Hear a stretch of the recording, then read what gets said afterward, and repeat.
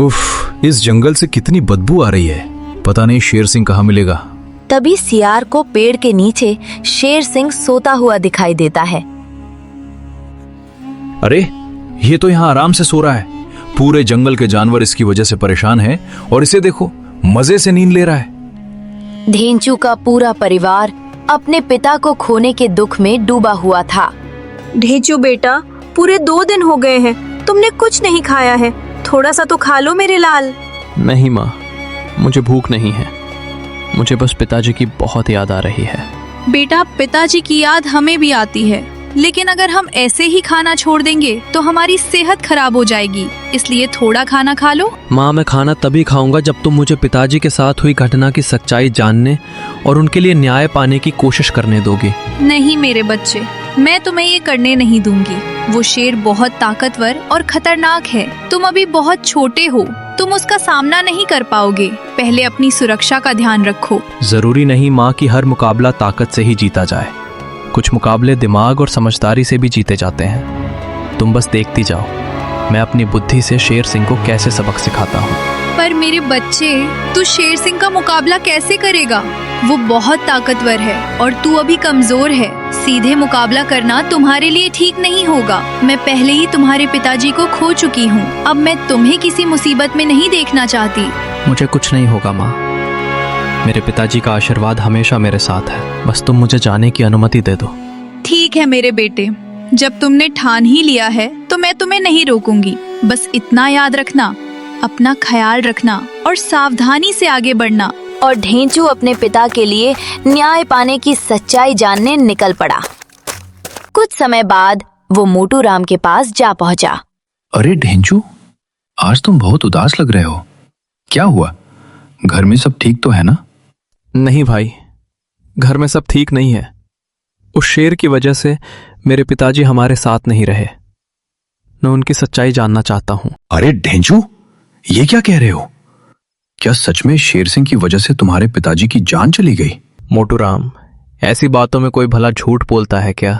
नहीं भाई, मुझे पता है तुम झूठ नहीं बोल रहे। बस यकीन नहीं हो रहा था, इसलिए पूछ लिया। तुम उस दिन शेर खान के बारे में बता रहे थे कि वो शांति प्रिय राजा है और सबकी मदद करता है। क्या वो मेरी मदद करने के लिए हमारे जंगल में आएगा? किन भाई, तुम उसे इस जंगल में क्यों बुलाना चाहते हो? मैं शेर खान की मदद से अपने पिता के साथ हुई घटना का सच सामने लाना चाहता हूँ। मुझे शेर खान के जंगल का रास्ता और उससे मिलने का तरीका भी बता दो। हाँ ढेंचू, मैं इस काम में तुम्हारी पूरी मदद करूंगा। शेर खान से मिलना थोड़ा मुश्किल है। अगर तुम उसके महामंत्री सियार झब्बू को किसी तरह मना लो तो शायद बाग बन जाए।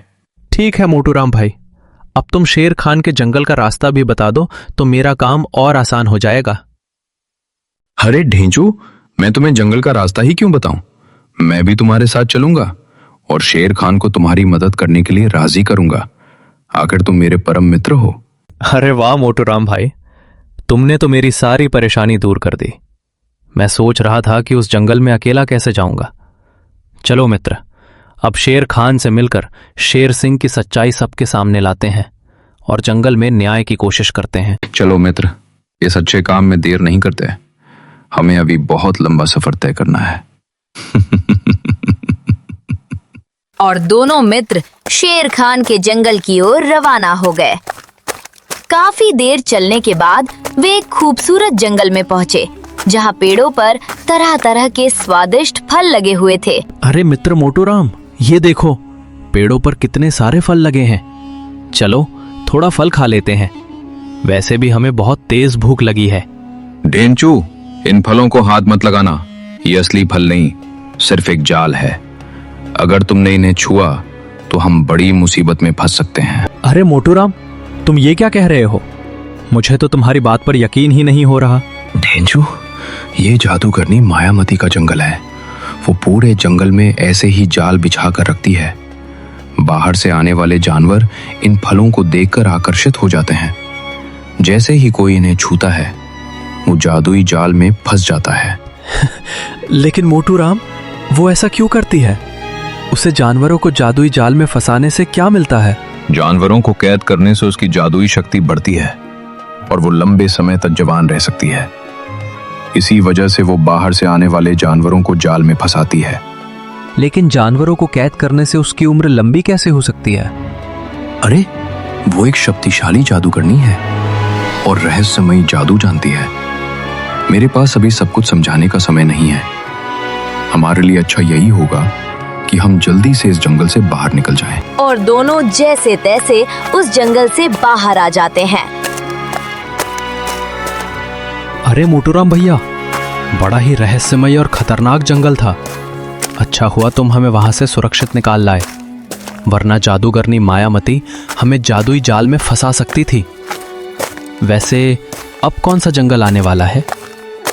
अब जो जंगल आने वाला है ना ढेंचू, उस जंगल को साधु बाबा का जंगल कहते हैं। तुम वहां आराम कर सकते हो और फल पानी खा पी सकते हो। ऐसा माना जाता है कि ये जंगल खासकर मेहमानों के स्वागत के लिए बनाया गया है। दोनों मित्र जंगल में पहुंचकर काफी थक जाते हैं और वहीं आराम करने लगते हैं। कुछ देर बाद मोटू राम की नींद खुल जाती है। अरे ढेंचू, सोते ही रहोगे क्या? उठो भाई, अभी हमें और सफर तय करना है, जल्दी जागो। अरे मित्र, क्या करूं? मैं काफी थक गया था, इसलिए गहरी नींद आ गई। अगर मैं तुम्हारे साथ नहीं आता तो शायद तुम पहला पड़ाव भी पार नहीं कर पाते। तुम अपने लक्ष्य पर ध्यान ही नहीं दे रहे हो। चलो अब जल्दी करते हैं। और दोनों आगे की तरफ चल दिए। अरे यार, शेर खान का जंगल अभी कितनी दूर है? सब्र करो मित्र, बस पहुंचने ही वाले हैं। सामने जो जंगल दिखाई दे रहा है वही शेर खान का जंगल है। और हाँ, याद रखना, हमें वहां महामंत्री सियार को अपने पक्ष में करना होगा, तभी हम शेर खान से मिल पाएंगे। मैं समझ गया मोटू राम, तुम क्या कहना चाहते हो। और दोनों मित्र आखिरकार शेर खान के जंगल में पहुंच जाते हैं। अरे वाह, जंगल में प्रवेश करते ही ठंडे मीठे पानी का तालाब दिखाई दे रहा है। इस जंगल को देखकर ही लगता है कि यहाँ का राजा बहुत न्यायप्रिय और शांत स्वभाव का है। हाँ ढेंचू, यही तो एक अच्छे राजा की खूबी होती है। शेर खान ने अपने जंगल की चारों दिशाओं में ऐसे तालाब बनवाए हैं ताकि आने वाले मेहमान पहले पानी पीकर आराम करें। जैसे हम घर आए अतिथि को सबसे पहले पानी देते हैं, वैसे ही यहाँ भी मेहमानों का स्वागत किया जाता है। अच्छा, तो इसलिए ये तालाब बनवाए गए हैं। सच में शेर खान बहुत अच्छे राजा है। मुझे विश्वास है कि वे मेरी मदद जरूर करेंगे। चलो मोटू राम भाई, अब महामंत्री झब्बू का पता लगाते हैं। वो कहाँ मिलेगा? महामंत्री झब्बू का पता लगाना ही काफी नहीं है, हमें उसे अपने पक्ष में भी करना होगा, तभी वो शेर खान को हमारी मदद करने के लिए राजी कर पाएगा। ठीक है, मैं समझ गया। और दोनों जंगल में थोड़ी दूर आगे बढ़े, तभी उन पर गेंडा सिंह की नजर पड़ जाती है। ये दोनों कौन हैं और हमारे जंगल में क्या ढूंढ रहे हैं? शायद परदेसी हैं। चलकर पता करता हूं।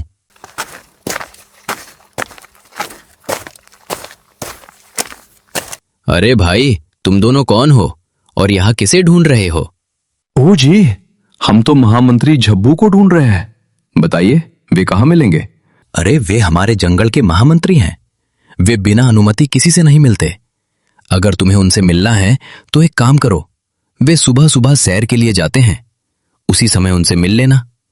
सुबह उनका मूड भी अच्छा रहते, शायद तुम्हारा काम बन जाए। ठीक है जी, हम उनसे सुबह ही मिलेंगे। आपकी जानकारी के लिए बहुत बहुत धन्यवाद। और दोनों सुबह होने का इंतजार करते हैं। अरे ढेंचू, वो देखो।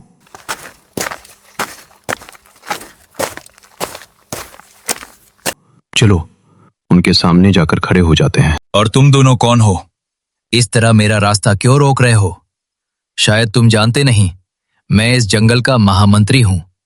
कृपया रास्ता छोड़ दो। अरे हम जानते हैं कि आप इस जंगल के महामंत्री हैं, इसीलिए तो हम आपके पास आए हैं। बस आप हमें एक बार शेर खान से मिलवा दीजिए, हम आपके इस उपकार को हमेशा याद रखेंगे।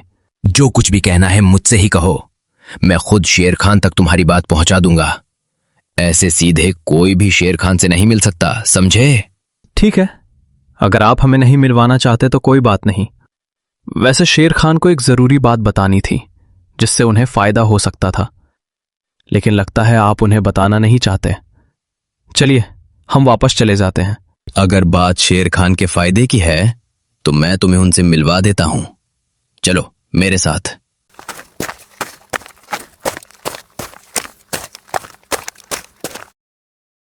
महाराज, ये आपको एक राज की बात बताने के लिए आए हैं। बोल रहे हैं उससे आपका फायदा होगा। आप पूछ लो क्या फायदा होगा, मुझे तो बताया नहीं है। तुम दोनों हमारे लिए अतिथि जैसे हो और हमारे जंगल में नए आए हो। पहले ये बताओ, ऐसी कौन सी जरूरी बात है जिससे हमारा फायदा हो सकता है? आखिर वो क्या बात है जो तुम हमें बताना चाहते हो? क्षमा कीजिए महाराज, हमारे पास बताने के लिए कोई राज की बात नहीं है। हम बहुत दूर से आपकी मदद लेने आए हैं। अगर आप हमारी सहायता कर दें तो हम आपके हमेशा आभारी रहेंगे। तो इसका मतलब है कि तुम दोनों ने यहां आने के लिए गलत जानकारी दी थी। ये ठीक बात नहीं है। तुम्हें अपनी गलती समझनी होगी और इसकी उचित जिम्मेदारी लेनी होगी। महामंत्री, शांत हो जाइए और धैर्य से काम लीजिए। ये हमारे अतिथि हैं। इनकी पूरी बात सुने बिना हम कोई निर्णय नहीं ले सकते। एक राजा के रूप में हमारा कर्तव्य है कि हम जानें कि ये इतनी दूर से हमारे जंगल में क्यों आए हैं। महाराज, हमारे आने का कारण हम स्वयं बताते हैं। हमारे जंगल में एक खतरनाक शेर आ गया है, जिससे वहां के जानवर बहुत परेशान हैं और डर के माहौल में रह रहे हैं। महामंत्री, क्या सच में कोई ऐसा जंगल है जहां जानवर एक दूसरे का शिकार करते हैं? हमने ऐसी बात पहली बार सुनी है। हमारे जंगल में तो ऐसी कोई शिकायत नहीं आई। आखिर इनके जंगल में ऐसा कौन सा खतरनाक शेर आ गया है जिससे जानवर इतने परेशान हैं? हाँ महाराज, उस शेर की वजह से पहले मेरी मां को बहुत परेशानी हुई और कुछ दिनों बाद मेरे पिताजी भी हमारे जंगल से चले गए। मैं उनके साथ हुई घटना की सच्चाई जानना चाहता हूं। इसी उम्मीद से हम आपकी मदद लेने आए हैं। तुम चिंता मत करो, हम तुम्हारी मदद अवश्य करेंगे। तुम्हारे परिवार के साथ हुई घटना की सच्चाई सामने लाने में हम तुम्हारा साथ देंगे। गेंडा सिंह से कह दो कि जब तक हम वापस नहीं आते वो जंगल की जिम्मेदारी संभालें। और महामंत्री झब्बू, तुम हमारे साथ चलोगे। शेर खान और महामंत्री झब्बू ढेंचू की मदद करने के लिए उसके साथ चल पड़े। लंबा सफर तय करने के बाद वे आखिरकार ढेंचू के जंगल में पहुंच गए। अरे झब्बू सियार, देखो कैसा अजीब जंगल है। ऐसा लग रहा है जैसे इस जंगल में न कोई व्यवस्था है न कोई नियम। नियम और व्यवस्था कहां से होगी महाराज? उस शेर की वजह से पूरे जंगल की व्यवस्था बिगड़ गई है। महामंत्री जी ठीक कहते हैं। उस शेर सिंह की वजह से हमारे जंगल की व्यवस्था पूरी तरह बिगड़ गई है। वो जब तक यहां रहेगा तब तक जानवरों में डर बना रहेगा। तुम चिंता मत करो ढेंचू, अब शेर सिंह किसी जानवर को परेशान नहीं करेगा। हम उसे रोकने का रास्ता जरूर निकालेंगे। चलो उसे ढूंढते हैं। एक काम करो जब्बू सियार, तुम जाकर शेर सिंह के बारे में पता करो और जैसे ही उसकी जानकारी मिले हमें बता देना। हम यहीं तुम्हारा इंतजार करेंगे। अब जल्दी जाओ। और झब्बू सियार शेर सिंह की तलाश में जंगल में इधर उधर घूमने लगा। उफ, इस जंगल से कितनी बदबू आ रही है। पता नहीं शेर सिंह कहाँ मिलेगा। तभी सियार को पेड़ के नीचे शेर सिंह सोता हुआ दिखाई देता है। अरे, ये तो यहाँ आराम से सो रहा है। पूरे जंगल के जानवर इसकी वजह से परेशान हैं और इसे देखो, मजे से नींद ले रहा है। अभी रुक जा बेटे, शेर खान को बुलाकर तुम्हें हमेशा के लिए रोक देता हूं। और झब्बू सियार घबराया हुआ दौड़कर शेर खान के पास पहुंचा। महाराज, जल्दी मेरे साथ चलिए। महाराज, इसे सोते हुए ही पकड़ लेना बेहतर होगा। अगर ये जाग गया तो स्थिति बिगड़ सकती है। ढेंचू, सोते हुए किसी पर हमला करना कायरता है। हम इसका सामना जागते हुए करेंगे। उठो शेर सिंह, मासूम जानवरों को परेशान करने वाले, अब तुम्हारे सामने जंगल का राजा खड़ा है। और शेर सिंह अचानक जाग गया और सामने खड़े सभी जानवरों को देखकर हैरान रह गया। अरे तुम सब कौन हो और मेरी नींद क्यों खराब कर रहे हो? लगता है तुम सब मुझसे मुकाबला करने आए हो। पहले शांत हो जाओ और बताओ बात क्या है। शेर सिंह, अगर तुम भागना चाहते हो तो हम तुम्हें भागने का मौका जरूर देंगे, लेकिन याद रखना, हम तुम्हें इतनी आसानी से इस जंगल से जाने नहीं देंगे। आज तुम्हारे किए हुए कामों का हिसाब होगा। यहां मौजूद सभी जानवर हमारी इस टक्कर के गवाह बनेंगे। अब तुम्हें अपने कर्मों का जवाब देना होगा। अरे ठहरो, तुम कौन हो और मुझे क्यों मारना चाहते हो? मैंने तुम्हारा क्या बिगाड़ा है? आखिर तुम मुझसे इतनी नाराजगी क्यों रखते हो? ये सवाल तुम्हारे जैसे निर्दयी शेर के मुंह से अच्छा नहीं लगता। पहले तुम ये बताओ, जिन जानवरों को तुमने नुकसान पहुंचाया उन्होंने तुम्हारा क्या बिगाड़ा था? तुमने कई परिवारों से उनके अपनों को छीना है। आज मैं उन्हीं सभी के लिए न्याय मांगने आया हूं। इतना कहकर शेर खान ने शेर सिंह को पकड़ लिया और दोनों के बीच जोरदार मुकाबला हुआ। कुछ ही देर में शेर खान ने शेर सिंह को हरा दिया। आखिरकार शेर सिंह की दहशत का अंत हो गया और जंगल के जानवरों को उससे छुटकारा मिल गया। चलो, शेर सिंह की दहशत का अंत हो गया। अब एक और जरूरी काम कर लेते हैं। महाराज, आपने एक और काम करने की बात कही थी, वो काम क्या है? हमने शेर सिंह की दहशत खत्म कर दी और तुम्हारी मदद भी हो गई। लेकिन ये जंगल अब भी बहुत अव्यवस्थित है। यहां ना कोई नियम है, ना कोई व्यवस्था। क्यों ना हम ढेंचू को इस जंगल का राजा बना दें? वो इस जंगल को अच्छे से संभाल लेगा और तुम यहां के महामंत्री बन जाना। हाँ महाराज, ये बिल्कुल सही रहेगा। अगर ढेंचू राजा और मोटू राम महामंत्री बनते हैं तो ये जंगल फिर से व्यवस्थित और खुशहाल बन सकता है। ढेंचू, आज से तुम इस जंगल के राजा हो और मोटू राम, तुम इस जंगल के महामंत्री हो। इस जंगल को अच्छे से चलाना और सभी के लिए न्यायपूर्ण नियम बनाना। ध्यान रखना कि कोई भी जानवर किसी दूसरे जानवर को बेवजह नुकसान न पहुंचाए। अब हम दोनों चलते हैं। जब भी हमारी मदद की जरूरत हो, बिना झिझक हमारे जंगल में आ जाना। आपका बहुत बहुत धन्यवाद महाराज। ये जंगल और यहाँ की पूरी प्रजा हमेशा आपकी आभारी रहेगी। और शेर खान और महामंत्री झब्बू, ढेंचू और मोटू राम को राजा और महामंत्री की जिम्मेदारी सौंपकर अपने जंगल की ओर वापस चले जाते हैं। इस तरह उस जंगल में एक नई शुरुआत होती है।